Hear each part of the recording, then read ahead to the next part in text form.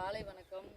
இங்கே பாருங்கள், நம்ம இது கீரை எல்லாம் போட்டுருக்கோம். இங்கே வந்து பாலாக்கீரை. இது வந்து பாருங்கள், இப்போ நான் பாலாக்கீரை தான் பிடுங்க வந்துருக்கோம். இங்கே பாருங்கள், வீட்டுக்கு வந்து இது வந்து அரைக்கீரை.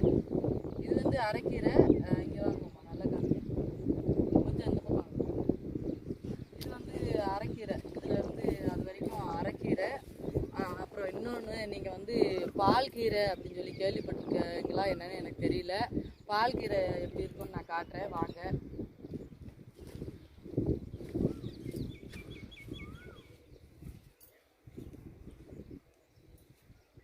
இதுதான் பால் கீரை. கொண்டாங்க கொண்டாங்க, இங்கே கொண்டாங்க. கேவலம் நானும் உழப்புத்துறேன்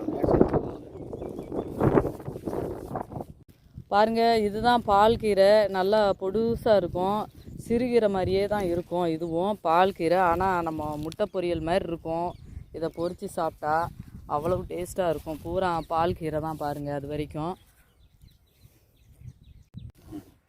இதெல்லாம் வந்து இப்போ இது சிறுகிழங்கு பாருங்கள். இதெல்லாம் வந்து இந்த இருக்காருங்க, சிறுகிழங்கு செடி தான். இதெல்லாமே கொஞ்சம் போல் நட்டி வச்சுருக்காங்க.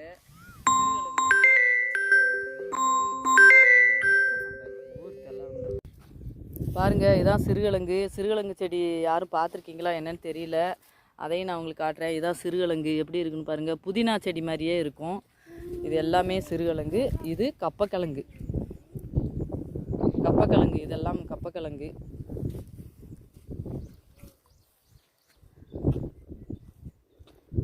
பாருங்கள், அடுத்தடுத்து கீரை வகைகளாக தான் இருக்கும், ஹெல்த்தியான கீரை வகைகள். ஆனால் எங்களுக்கு தான் வச்சு சாப்பிட நேரம் இல்லை.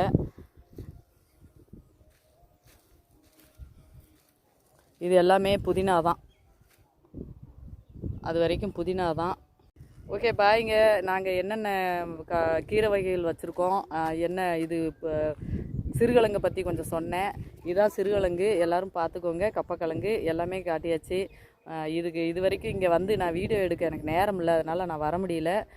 இப்போ பாலாக்கீரை மட்டும் நான் பறிச்சுட்டு போகிறேன் பொரியலுக்கு. ஓகே, பாய்.